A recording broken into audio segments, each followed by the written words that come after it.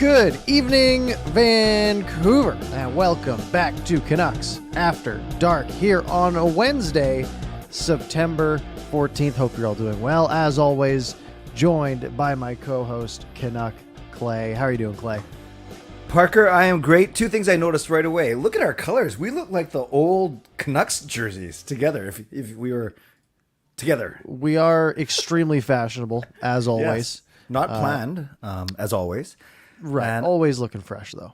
And we always, of course. And then today's Wednesday, a bit of a departure. But that's because you had an adventure on Monday night. Why don't you give us a quick lowdown on where you were? Yeah, I made a last-minute move. I bought a ticket to the Seahawks game at about noon, and then I got in my car and I drove to Seattle and went to a fantastic football game between Seattle and Denver. Got to see Russell Wilson lose off of a crazy 64-yard field goal attempt, which we won't get too much into. But everyone was confused, but everyone was very excited, which was a lovely time. So I have had a very eventful weekend / beginning of the week. So it was a very fun time on Monday night.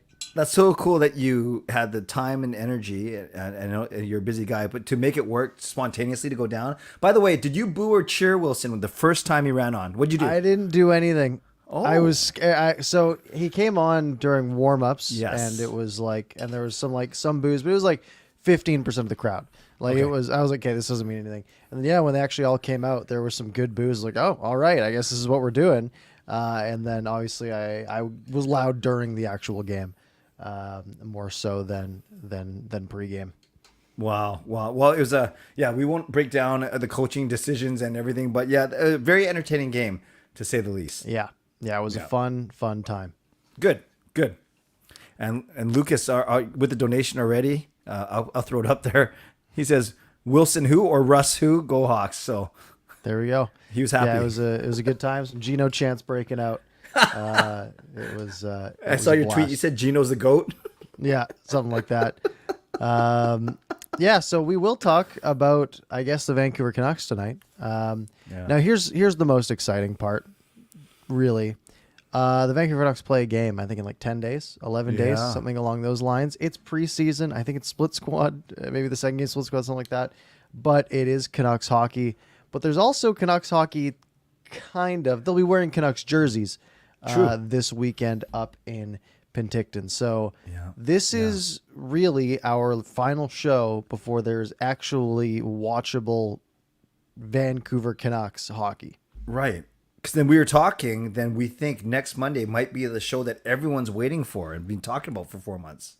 Yes, next week we got to get it done at some point, whether it's the 19th or the 26th or the 3rd or whatever we do it. But we got to get those predictions done. And I'm guessing there's going to be not a lot of things happening in the next 5 days or so. So I'm thinking that we set up the predictions for next week. And it's funny because we still haven't figured out who of the viewers actually won. So from last year. So that'll also be the announcement of that. Okay. So make sure you're tuned in next Monday, the 19th, unless something else comes up. But that's the plan. That sounds great. That sounds really, really good. Speaking of good, you talked about Canucks players in Canucks jerseys. Before we get to the young stars, which I know we'll spend some time on, I guess there's been some Canucks player sightings. Finally, Pettersson and Hughes are actually here before camp, which is nice.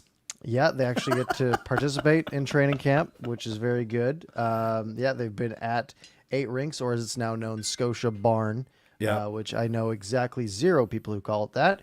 But yeah, they're on the ice. I have Live Barn, so I can technically watch if I wanted to. Like I can just get a live feed of all of the rinks there. It's a service that's available. So if you guys want to do that, you can. It's like $20 a month though. It's kind of expensive. Wait, why would you have that? Because I can go back and see highlights from my own games and get clips of my teammates and stuff, and we all share them. It's a good time. Wow. But yeah, that is a thing. I haven't used it though. I did use it last year at one point, but that's pretty cool.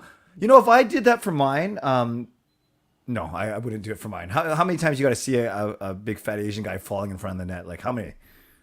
Well, I mean, you can skip those parts. If you okay. Unless there's goals around them, then you might want to keep them. Oh, that's cool. That's cool. So yeah, we do have skates underway. There was some good Demko footage. There's basically everybody is there. Yeah. And the big talk for the weekend is going to be in Penticton with the Young Stars, and it's not the best lineup we've ever seen for the Vancouver Canucks. Now, this might surprise you, but when teams don't make a lot of high picks for a long time, they don't have a lot of grade A prospects to go to these prospect showcases. You look at, the ones down in the States where you have, there's some star-studded players, star-studded lineups going down at some of these little tournaments in the States, right? Like Columbus is like guys like Kent Johnson, and who's the guy that scored the goal for Canada? Oh, that Mason. Guy. Mason Oh, yeah, McTavish. no. Yeah, Mason McTavish. He made the Yeah. save. Yeah. Right. Yes. But he was involved. But yeah, he'll be at one of those as well. And we get, Danilo Klimovich, which is exciting, but it's not, that grade A prospect, right? Have you looked at the lineup? Is there anyone you're excited for here? I did, great point though, how we're missing, for instance, our two high picks from this year are already playing in their leagues in Europe, especially the Swedish leagues. That's why Lekkerimäki and Pettersson, the defensemen, aren't coming. So good point. So you combine the fact that we don't have a lot of really good prospects and the fact that our best ones are starting seasons elsewhere. Our lineup does look a little thin, Parker. But so I heard a stat like we have 6 22-year-olds there. It's called young stars. It's not called, guys almost 4 years out of high school. Yeah, I was stars. surprised to see like Jet Wu's name there. Yeah, I was yeah. like, hey, that seems a bit high. Artur Silovs as well. I don't know how old he is, but I feel like he's an AHL starter at this point. Yeah. Basically, it seems like you got to be kind of older for that. Yes. The names that people will notice up front, you've got Neil Zaman, Arshdeep Bain. So those two were signed recently. Carson Vogt, Linus Karlsson, Danilo Klimovich. Would people recognize Connor Lockhart? I do, but you gotta, that's kind of it, right? For up front, and then on the back end, Jet Wu, and that's it. Alex Cannell-Liepert, I guess, as well, because he played for the Giants, if I'm not mistaken, and then Archer Sealoves in goal. So really, we're not seeing a lot of big names here. Yeah, and it's funny, Parker. You rattled off those names, and the ones that I'm interested in, despite in all seriousness, the name of the gathering, Young Stars. I want to see the 21 and 22-year-olds who actually might make the Canucks in a year or two. The guys that like the Linus Karlssons, the Niels Amund, and the Arshdeep Bains. Those are 3 guys actually that you could see getting called up. Maybe not this year, maybe, or certainly next year. Those are the kind of guys actually I'm interested to see if we have to force to pick some. Yeah, it's slim pickings for sure. Karlsson is interesting, especially because he's sort of been a bit of an ebb and flow as where he sort of stands in his development. Had I think a pretty bad year, and then last year was pretty good. And then Klimovich, who had his first pro season last year. It's one of those tournaments where guys like this should be good during this, right? Like they need to show up against the 18, 19-year-old, middling prospects from these other teams as well, right? This is their time where they're not playing against 30-year-old AHL journeymen. They're playing against some people who are probably younger than them that they should be able to do some outplaying, ideally. It's funny you mentioned Linus Karlsson. Isn't it wild how that happened? We trade Burrows to Ottawa, an aging Burrows for Jonathan Dahlin. We're all excited. Then Dahlin really doesn't find his footing here. Trade him to San Jose for Karlsson.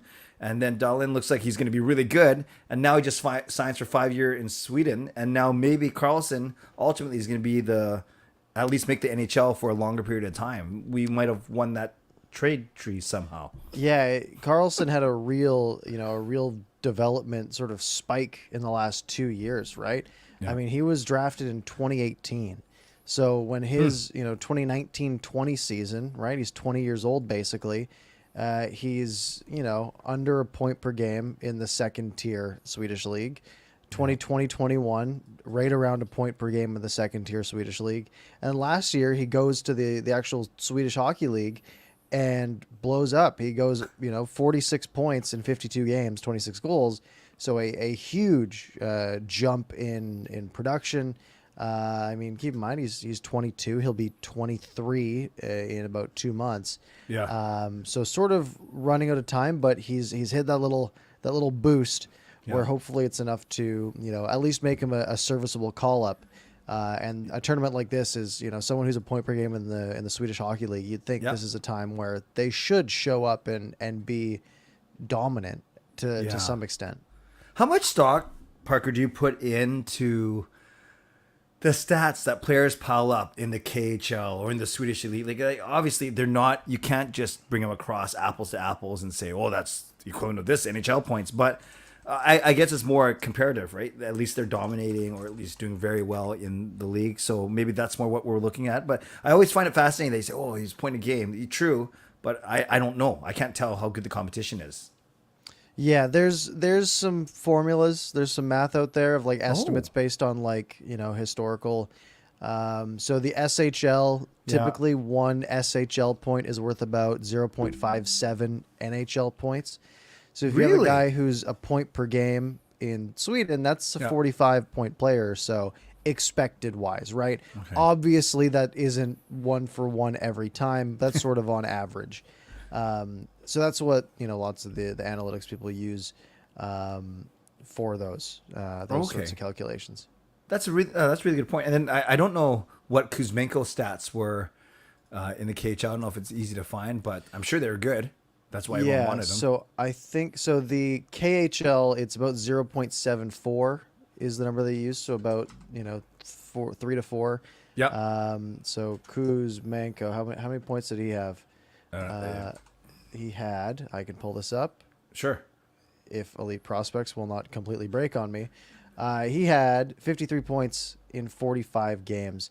So NHL equivalent wise, that's like a 70-point player, right? Yeah. Not necessarily what will happen, but that's sort of the, an estimate based off of 1 year of his production based on sort of historical factors. I didn't know that they had math out there. So KHL is basically 0.75 roughly. SHL 0.57. We should look up your men's league or something and see what the equivalent is. It can't be high. It's so for the WHL they say it's about 0.3. Oh, and then I am about a mile below, 6 miles below that. Right. Maybe I think I could pile up about 4 points in an NHL season if I played 15 minutes a night. Yeah. And it would be pucks going off of me and then someone else doing something with it.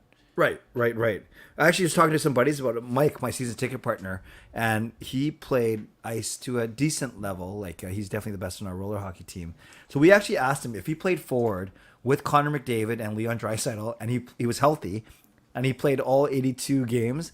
We were asking him, actually we were kind of playing that stupid betting game, how many points do we think he could get? And we all overshot it. We were saying 20, 15. He thinks he would only get 5 or 6 points. Yeah, I feel like if you're playing with someone who can do it all themselves, like Connor McDavid, you literally just have to make contact with the puck before they go on a rush. Now, I say that, and then there's guys like Tucker Poolman, who in his last 79 games has 4 points. Right? So I don't know how that even happens. I don't know how you can produce that low, to be honest, because as a defenseman, your job is probably passing it up to somebody. Yeah. And then hopefully someone score, right? Like goalies get more points than that sometimes. So, it's, I don't know.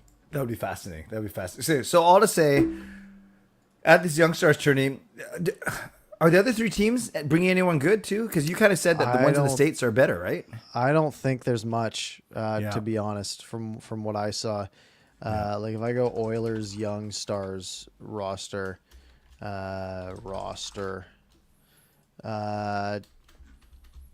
Xavier Bourgeau. Who's that? Well, there you go. He was a 22nd overall pick last year. Okay. Dylan Holloway, I think I've heard before. Yep. Philip Broberg, that's a name. Yep. I think he was a top 10 draft pick all the way back in 2019 though. So he should dominate in a tournament like this. Yeah. But yeah, I mean, for the most part, it's not it's not the cream of the crop across any of the teams here. Are you going? No, I'm not. Were you tempted to go at all? I wanted to try, but it wasn't worth pulling off. Right. You go to Whistler For what? for training camp? No. Yeah, me neither. No. I will. I don't even go to.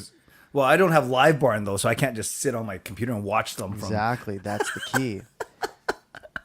Do some scouting. Is the camera? Is it good? Like, can you tell what's going on? It's literally a 180-degree camera, and it will automatically like pan based on wherever movement is, which is great sometimes, and sometimes it's terrible because you'll like find a clip of someone going into score, and someone's going for a line change. The camera will go like, "Ooh," and then it'll go right back after the goal. But for the most part, it works pretty well. Okay, very cool, very cool. All right. Yeah. Okay. Young Stars. Cool. We'll get some clips. It's going to be streamed on Canucks.com, I believe, or their YouTube. I think they said Canucks.com, which every time they have ever said they're going to stream something on Canucks.com, it does not work. Yeah. Like you're sitting there. Use YouTube. It's so easy. YouTube, Twitch, Facebook. You can do them all in one click. It's super easy. But the biggest news of the week is Alex Chiasson signing a PTO in Arizona to play in front of a packed 5,000 seat stadium, ideally. Will you miss Alex Chiasson? No, but I was looking up stats. I didn't think I could do a full YouTube video on it, Parker, so I did a 1 minute short on it. And he had 22 points in 67 games, like 13 goals, 9 assists. And remember, he obviously he made the Canucks team out of training camp last year off of PTO. 750 grand. So 22 points for a 750 grand. That's pretty good, actually. That's really good. Yeah, he was completely serviceable. Yes. And he made me very frustrated. And it wasn't his own fault, really. I mean, he was put out there on the power play to be a net front guy. Yeah. And like there were times where it worked, but there was also times where it's like there's got to be a better option. And now hopefully they have better options. You know, if we're taking Chiasson off the power play and putting on Kuzmenko, that's probably an upgrade. Not the highest bar, but probably an upgrade. So he got better through his time here, I think, as the team did as a whole. But hopefully he makes a team. You know what's funny? I looked up his stats. He's only 31. He's turning 32 in 2 weeks. And I thought he was older. He certainly skates like he's older than that. And then this is, if he makes the Arizona Coyotes, it'll be his 7th team in only 11 years. Yeah, it is crazy. I mean, he's never stuck more than 3 years anywhere, right? 2 in Dallas, 2 in Ottawa, 1 in Calgary, 1 in Washington, 3 in Edmonton, and then the 1 here. Definitely doing his lap around the NHL. I like what you said about him too, though. He's a big body, so that's one thing the Canucks didn't have a lot of. He has decent hands. You're right. He's not afraid to go to the net. We know a lot of his goals were on tips or on rebounds, and again, we didn't have a lot of players that did that. But then sometimes you wonder, well, is it at the expense of this guy or that guy? So I think when you look back at his time here, he was good. He was a veteran. He was reliable, low maintenance. So yes, for 750 grand. Fine. But the other thing I was going to say, Parker, picture this, though. You, in essence, replaced Highmore, Motte, John Pond, Lamico, and Chiasson with Kuzmenko, Mikheyev, Lazar, and Joshua. And I think everyone would take that trade-off for sure. Yeah, I fully agree. I'd much rather have a guy like Joshua in the lineup over someone like Chiasson. Nothing against Chiasson. He's a fine fourth liner in the NHL, and he's a fourth liner that can get you 20 points, which is pretty good. Nothing wrong there, and he'll get paid $1 million by Arizona, hopefully, and everyone will be happy. And speaking of old in Arizona, Lucas says the Coyotes should rename to the Arizona Snowbirds due to the amount of old players signing with them and likely all the fans flocking down there to see them as well. Yes. Yep. I like that. Hey, apparently their ticket sales are pricey. Wow. Low supply. Yes. I saw that. I think for like a Maple Leafs game, it was, a couple $100 a ticket. down there. So, you got to think it's Arizona in like December or whenever it is, right? There is going to be a good traveling contingent of people coming from up north. Yeah. So it'll be weird to see that on TV. But you know what? I think I would rather watch an NHL game on TV at this 5,000 seat stadium. I bet that will be a better viewing experience than any San Jose Sharks game. Because are they it's bad? the worst. How come? Even on TV, right? Like it's got a weird shade of green, and it's really high up, and it's just a terrible TV experience. Yeah. So hopefully they make it a bit better there.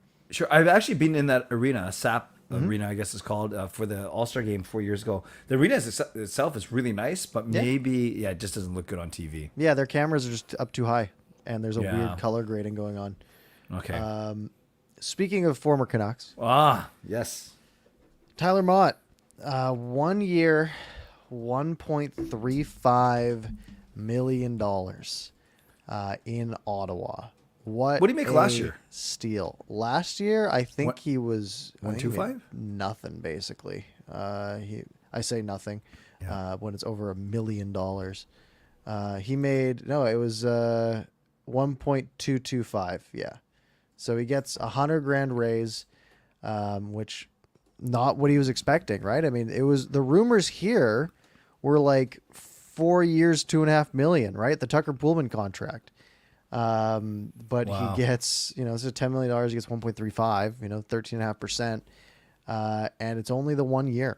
So hoping, obviously he's hoping that, with the winger material or winger market not materializing the way that it was expected to, at least in some way, hoping that maybe he can cash in next year. Yeah. That's such a good point, Parker, because when we traded him to the Rangers for that 4th round pick, we're like, oh, is that all he's worth? And we've always talked how you kind of overvalue your own players in your own market. But you're right. I'm sure he was hoping for at least somewhere in the 2s or low 2s, and to only really get a 10% raise to 1.3. Yeah, and hopefully he has a good season and he parlays that to another contract. But look at the team he's joining. Have you seen the Senators roster? They're kind of intriguing. Yeah, they've got a bunch of good forwards. They don't have much of a star. Yeah. Right. But they get Giroux. That's big. They add Motte on the back end. Yeah. They are going to be a pretty exciting team. Maybe not an elite team, but a team that can be in the mix for sure. You got those 4 young guys in Tkachuk, Stützle, Batherson, and Norris. And then, you have Giroux and DeBrincat. So that's their top 6, which is, but then obviously they only have Shabbat, nothing else on D, and goaltending, you never know. But Travis Hamonic, all right? I'm so sorry. Please forgive me. Yeah, I mean, up front, Tkachuk, Norris, Batherson, DeBrincat, Stützle, Giroux, right? Yep. Two good lines. They got Shane Pinto on their 3rd line with Formanton and Joseph, estimated. And then, Tyler Motte fitting on the 4th line with Gambrell and Austin Watson, just an energy line. And then, on D, you put Shabbat out there with 5 pylons and hope for the best. I mean, they have Jake Sanderson coming up on D. He's also on the left side. That will, hopefully he turns out for them. But the other names, Eric Brandstrom, who was supposed to be the next Erik Karlsson, which has not materialized. And then you have Hamonic, Zub, and Zaitsev. Like just 3 pretty slow, defensive-ish defensemen. At this point that aren't turning any heads. They remind me a lot of the Canucks defense, right? But nothing too special.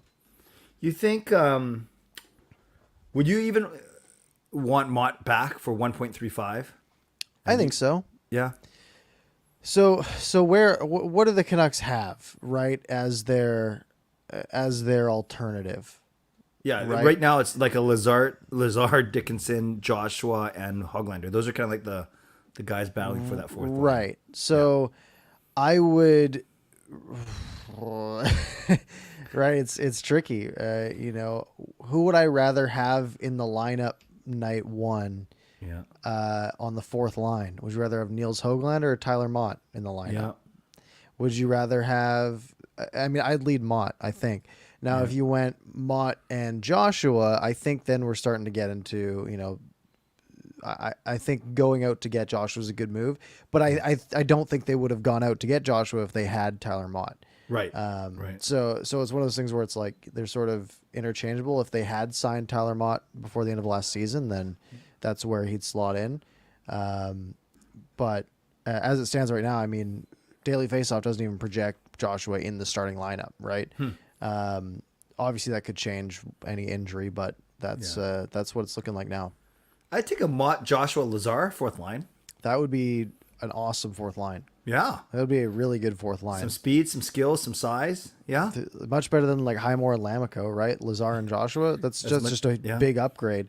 And then you just got to find a way to get Jason Dickinson out there. Yes. We missed one. Lucas continuing to pour in the donations. Thank you, Lucas. He said San Jose Sharks just unveiled their new jerseys tonight. They look awesome. They were leaked, I think, a week or two ago. The problem with the leak is that they had teal pants on the home jersey, and it was just too much. Like it was like teal all the way down. Yeah. Put some black pants on. They look great. But they are nice. They are some nice retro styled teal jerseys, which are excellent. We do have one more Canucks topic that we didn't think about the entire time and we haven't discussed. And that is Quinn Hughes getting some play on the right-hand side. Yeah. Because the Canucks do not have a right-handed defenseman. Correct. So they're trying out Hughes on the right, and apparently Hughes went to Boudreau and requested it. Hughes on the right with Oliver Ekman-Larsson. Suddenly, you have a first pair over Hughes and Shen, which is not a first pair. Yeah. Nor is Oyel and Myers. Exactly. Right. Yeah. Yes. Yeah. And what's interesting is there's been a lot of talk of playing these two guys together. And yes, now you have your two best defensemen on the same pairing. It's funny, no matter what they do, before they do that, you're saying the right side looks weak. You do that, and now you're saying, oh, now it's only Dermott and Rathbone, which I'm actually okay with on the left side. Regardless of OEL or Hughes, Hughes is the faster skater, the better skater, more offensively minded, so you think naturally he could play that side. You could play OEL there because he's more experienced. He thinks the game well, not that Hughes doesn't. So I think you go either way, but I guess it would make sense to put Hughes over there. And man, if he actually said he's okay with it, and that goes a long way to quell some I guess fears or whatever concerns. However, do you subscribe, Parker, to this theory that by moving Hughes over to the right, even though he may be the most capable of doing so, that you're actually taking away from his effectiveness because he was so good on the left? Or do you think he's so good he's the one to make it work on the right? I think if anyone can do it, it's probably Quinn Hughes. Yeah. But it's a hard adjustment. I mean, everything's reversed, right? And it's such minor things, right? Like even, skating backwards with a forward coming in towards you. If you're used to taking that on the left side consistently, right? Your stick is in your right hand. Your stick is already on the inside track. If the guy tries to cut in, it makes it harder. And just, it's your natural, you're used to, poke checks going one direction, you're used to angling a guy out one direction. It's the crossover that, you used to take a guy to the boards that you don't think as much, but you've done it one way your entire life. And now you're switching it. And it's not a big thing, but it might make you 5% worse, maybe 10% worse. You're going to make that one mistake, maybe 10% more often. Making the play on the boards is harder, right? Because now you're putting your backhand to the boards and now your stick's curved away from where the puck is hitting. And that makes it a lot harder than when the puck is sort of entering the blade of your stick. Where when you have a Connor McDavid barreling at you, trying to steal the puck from you at the point, that makes it a bit harder. Walking the line is different, right? Because now if you're trying to go from the boards to the middle of the ice, you are pushing the puck that way instead of pulling it towards the middle. So it's just a bunch of small things that can really add up that I don't think we can underestimate. But, does that value of maybe a slightly worse Quinn Hughes, but not having Luke Shen playing 23 minutes a night, does that counteract in a positive way? Yes, you are correct. If there's any player that can do it of our blue liners, yeah, you got to think it's going to be Hughes. So we'll see. Obviously, this was just an informal scrimmage and informal skate, but the first time he gets on the ice and they do that, that's pretty cool. That's pretty cool. Yeah, and I mean, you look at the kind of impact that can have on a franchise, right? Yeah. We look at the impact that Travis Green putting Elias Pettersson at center in his first training camp, like what that did to the franchise. Having a number one bona fide center, they have two of them right now, which is even better. Yes. There's so few right-handed defensemen available, right? So having your franchise defenseman be on the right side instead of the left side, if he can make that adjustment, and it's probably an easier adjustment than going from wing to center, then that is so big just for the next 15 years if that's something that can be kept up. Mm-hmm, mm-hmm. And as we're talking, I know we can't highlight it on our platform, but thank you, Coach Rob, for gifting Canucks After Dark membership, and Steve is the lucky recipient. So thanks to both of you for your support. Another thing about Hughes and OEL. So what does that leave? It's funny. I guess Dermott wasn't there yet, and neither was Rathbone. So they had a pairing yesterday of Shen and Pullman. That is slow. Yeah. That means one of those guys was playing on the left, but whatever. They weren't full yet. They weren't full, so. Yeah, and it's just that would be a third line, third pairing. It's I'm honestly Pullman skating. That's I can dislike the contract all I want, but if we're going to be paying him $2.5 million for the next 3 years, he's going to need to be effective, and that is a big piece. That's a piece that can make or break a few points here or there. If you've got a solid third pairing defenseman, right. That can eat up 13 minutes a night without being a complete liability. Yeah. One of the things that came out of those skates, Parker, and I know you mentioned that you didn't have a chance to listen. So this is good. I can give you very close notes, and I love your reaction. So Horvat spoke on Monday, and PD spoke yesterday. With Horvat, a lot of talk about the contract situation, saying the right things, obviously not going to negotiate in the public, wants to be here, loves the city, loves the fans, all those things. So that was kind of what Horvat was talking about. And then PD yesterday was simply admitting he doesn't want to make any excuses. He doesn't want to say it's because of a bad wrist. He doesn't want to say it's because he missed all of training camp. He simply said he wasn't playing with a lot of confidence, and that he has that confidence back. He's getting bigger, stronger, faster, all those things he always worked on. So it was nice to hear both of those guys talk to our 2 and 3C, so to speak, I guess. But they both seemed energized by the changes. They both talked about how excited they are with some of the new players. So I don't know. I liked it. Of course, maybe I was just dying to hear anything from any Canucks player. But I think both of them came across really well. Nothing massive in terms of sound bites or new news, but maybe it was more of a comfort that we're hearing our players now talking to the media, and with media right in front of them as opposed to over Zoom. So maybe I was just more excited that something was happening. Yeah, Pettersson's going to be obviously a big part, right? Such a slow start last year. Yeah. But in the last half of the season, he had 48 points, right? Yeah. Elite Prospects put out their projection, ranking him as, I think, the number 19 center out of or number 19 forward, maybe. I don't know what this actually is. But either way, they had him projected for 38 goals, 52 assists. Okay, that's what I'm taking for my predictions then. So a 90-point estimate. Yeah. That would be enormous for the Canucks. Now, I know that The Athletic put out all their fantasy stuff. I haven't looked at it yet. I'm actually really curious to see what their projections would be for some of the Canucks. Maybe we can sort of bring that into our predictions show next week. And, sure. And see how, their algorithms compared to our brains and what are things coming up with. So that could be a neat topic of conversation. You think Miller can outscore... Sorry, other way around. Do you think PD can outscore Miller? Not just goals and points? I do. Oh, yeah. I could like Elias Pettersson getting to 90 points and Miller dropping to 75 points would not surprise me at all. Right, Okay. that would seem completely normal.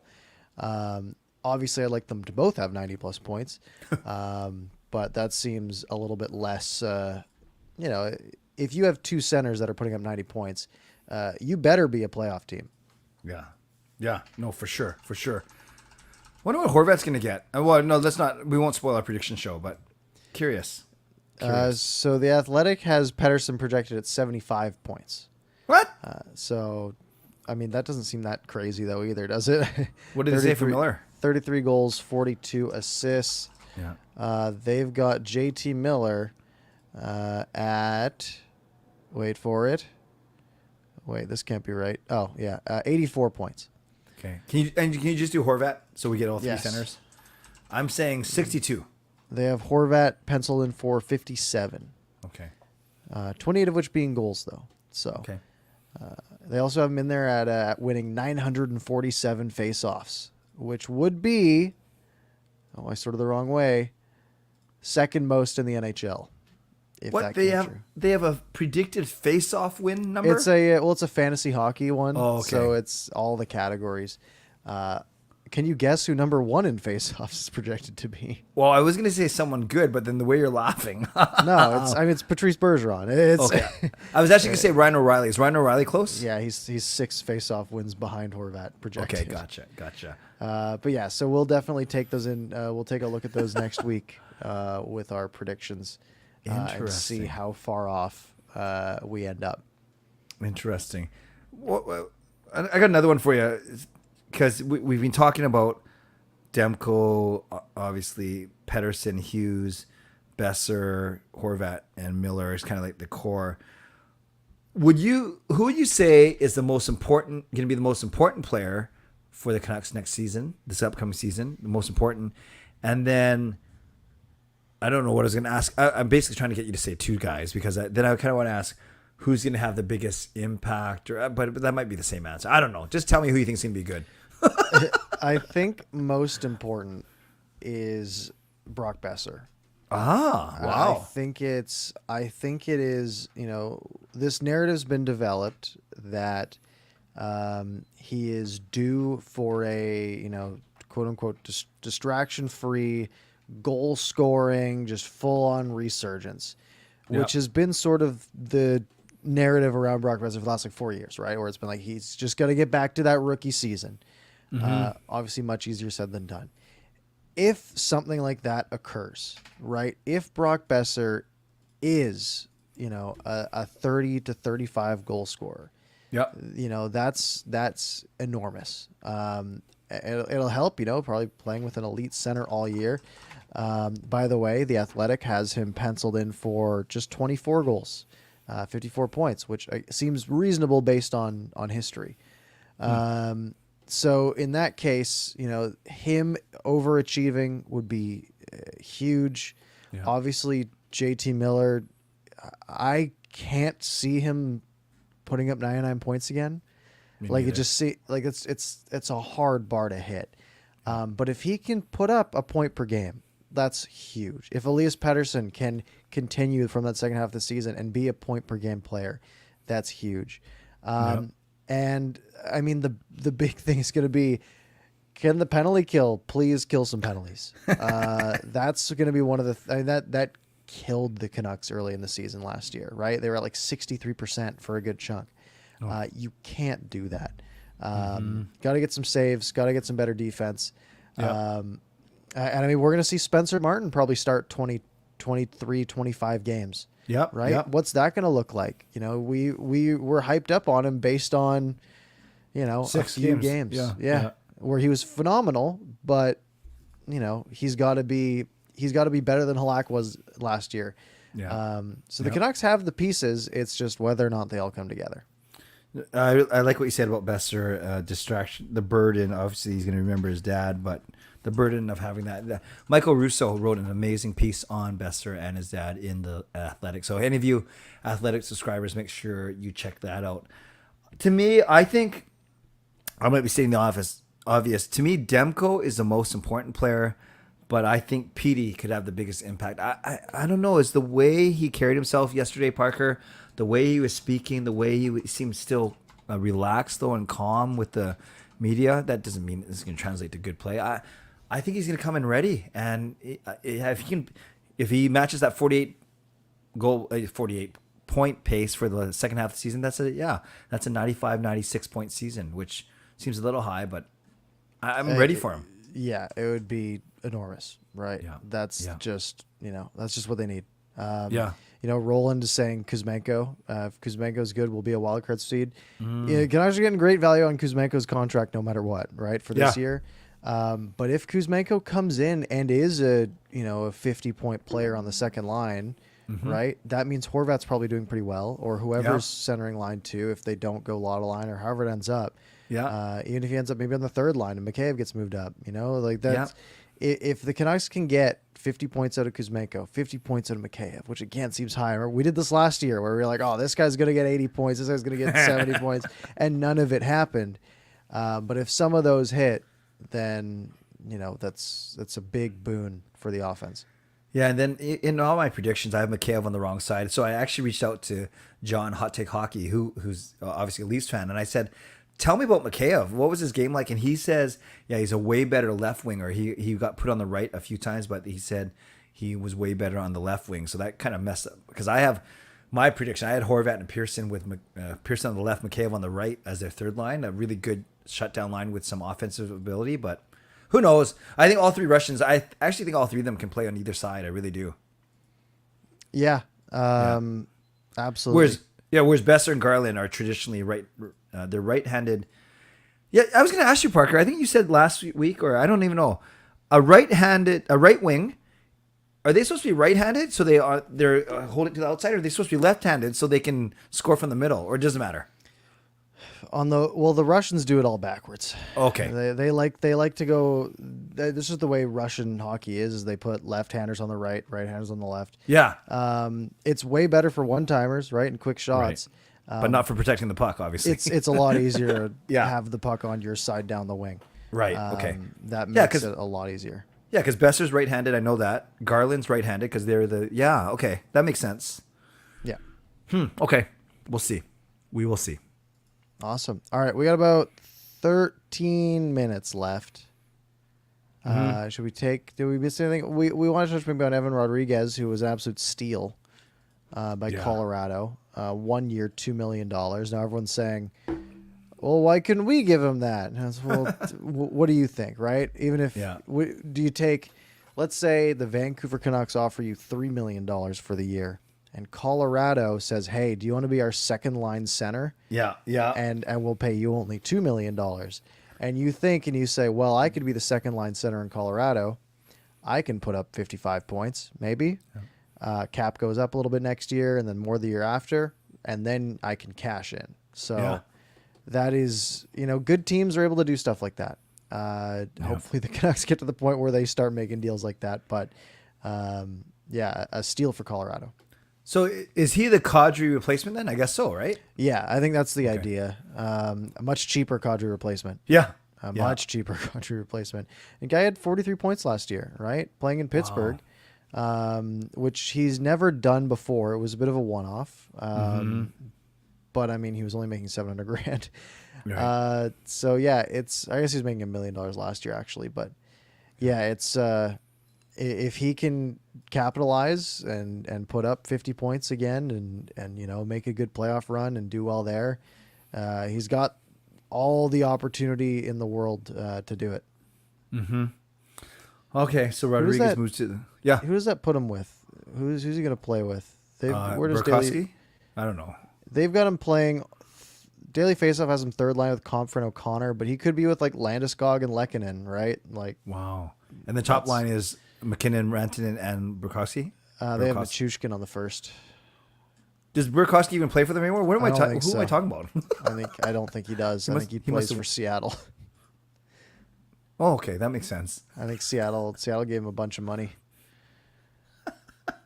Yeah, they gave him like $30 million bucks. That's right. I don't even know. There's so much that happens. It's tough to keep track. Yeah, that's fair. That's fair. Okay, I think we can go to. Yeah, we can go to Go to the people. Go to the people for the last 10 minutes. That would be great. Let's do it. Let's do it. We're gonna have to wrap up at 10:55, so Clay can swap over to the better show, I guess. No, it's not. Canucks After Dark was the first show that went #1 in Hong Kong. That is true. Yeah. I saw your tweet, and I was gonna reply with my tweet that said that, and I was like, no, you should have.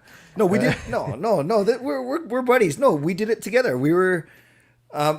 I think it's pretty cool actually because we know there's some Vancouver people in Hong Kong listening, and maybe we built some new people too. Yes, but yeah, it's pretty cool. But thank you. Yeah, we're gonna figure it out for now. If we go forward with some sort of schedule, maybe we go Canucks After Dark for 55 minutes, and then I jump off. We're trying to basically figure out if we can both stream at the same time using the same app, but we're not sure. We don't want to test it and break it. Yeah, we don't want to break anything. We also were #1 in Taiwan as well. That I did not know. That was only 2 days later. From I think all the Asian people like you, Parker. Well, truly. I don't know why that would be. But sure, I'll take it. Love it. All right. Okay. What do we got? Sammy, thoughts on potential 2024 World Cup of Hockey? I saw some rumors about this. And it's going to not have a Team North America. That's the one thing I remember seeing. Right. Which no more gimmick teams. No more gimmick teams. No Team Europe. No Team North America. At least 8 national teams is what the IIHF has said. So the big 6 of Canada, U.S., Sweden, Russia, Finland. I guess you have Slovaks and Czechs, maybe. I'd assume so. And then if there's no gimmick teams, right? You need one more team then. Germany? Yeah, no?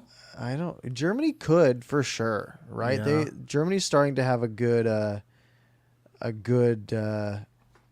core, right? I mean, it's funny because I'm like, no gimmick teams. Team North America was awesome. Oh, it was so that team was insanely stacked. To the point where like it would be fun if we could watch them again, but like, I'm sure those guys want to play for their country too. And of course I was cheering for the Sedins, but they made Sweden look so slow. Yeah. Do you remember that? Oh my goodness. Daniel and Henrik and OEL, they just made them look so slow. Yeah, it was I mean, you look back at this roster. Yeah. And it's unbelievable. Like, they're goalies, right? John Gibson, Connor Hellebuck. Okay. So basically two Vezina candidates at that point. Yeah. On defense, they had Ekblad, Seth Jones, in his like prime. That was when he was his best. Gostisbehere when he was a stud as well. Morgan Riley, Jacob Trouba. And then up front, Jack Eichel, Goudreau, Larkin, McKinnon, Matthews, McDavid, JT Miller, Ryan Nugent-Hopkins, Mark Scheifele. Like, the names are just absurd. Like, it's just a who's who of top 60 players in the NHL right now. Wow. So it would be fun to have that again, but... the way the pools were set up, though, they didn't play Canada, did they? I don't remember. I don't remember them playing Canada, like against Crosby. Yeah, no, they didn't. I know they played Sweden, Russia. They played against the Czech Republic. They lost 3-2.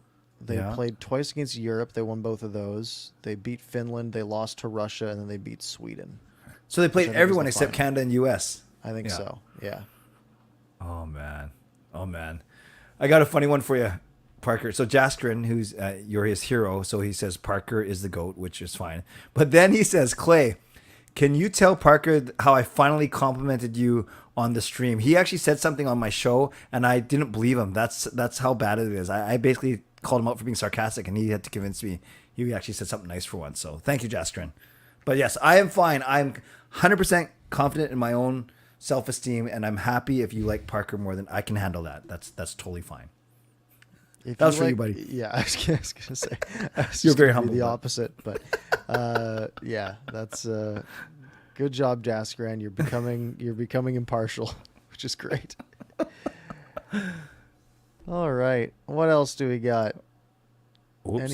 Anything? This one, because it's been in the news for about a week or two now. Virtanen possibly choosing the Oilers as his team. It could be a PTO, but he was down to the Oilers and Flames and picked the Oilers. Yeah, it's one of those things where it's like, I mean, one, there's obviously the cloud over the head of the whole thing, and there's also like, even without that, he's not good enough to even like in my mind even warrant a look, right? Yeah. Like, what's the best you're gonna get out of a Jake Virtanen, a guy who's had 5 points in 38 games 2 years ago, right? Who only had 16 points in the KHL last year. Remember that formula of like 0.74? Mm-hmm. That would have him at like 20 points, 25 points over a full season. Yep. There's other players out there. You could have gone and got Tyler Motte. You could have paid him $1.6 million, right? Yep. There's, it's just one of those things where it's like, why bother when there's better options out there that don't have, the whole, gloomy side of it going on. I know, and I've always said that sports is a very forgiving place. We see it across all sports. Yeah. Football, basketball, hockey. So, and maybe human nature, people like, how do I say? I better be careful how I say this. But yeah, I'll just say that I think sports are very forgiving. It just, whether it's ironic or fitting or whatever word you want to use, that he goes to another Pacific Division team that we're going to see more often than we see other teams. But I'm not too worried. I'm not too worried about him destroying our team. I would not be worried about him, lighting the Canucks up in a game. If we're looking at the hockey side of it, that's the least of my worries. Yes, I agree with you completely. Edmund, talking about PK Subban. That's an interesting one because PK Subban has been, kind of washed up, right? Like he's 33, and it happens to everyone, right? But I mean, at his prime, he was a 60-point defenseman, right? Like he was an offensive superstar. Yep. This last year, still had 22 points in 77 games on a New Jersey Devils team that was bad, right? Mm-hmm. I mean, they only won like 30 games or something last year.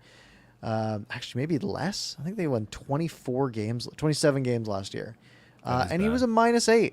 That doesn't seem that bad. Their best player, plus-minus wise, was Fabian Zetterlund, who had a +5 in 14 games. Their best was a +5? Yeah, their second best was a +4, Andreas Janssen, who had played 71 games. Man, so PK Subban at a -8 is way better than Dougie Hamilton was, plus-minus. Again, plus-minus means nothing, but it's a Ty Smith was a -26.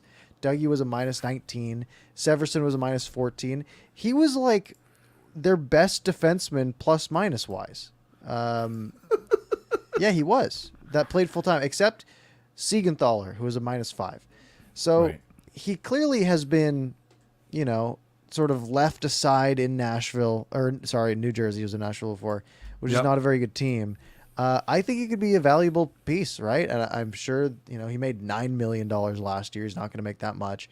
But, a team that needs a defenseman, like, a right-handed defenseman like the Vancouver Canucks, who obviously cannot afford him, could be a good supplemental piece. I was just thinking, Parker, we talk about Motte going from 1.225 to 1.5, so basically a 10%, or 1.35, a 10% increase. Can you imagine if Subban goes 90% the other way? He goes from $9 million to $900,000. Yeah, I mean, I could see him getting offered, like $2 million or something, right? Yeah, and that would be a steal probably if you could pick up a guy like Subban for that. Right.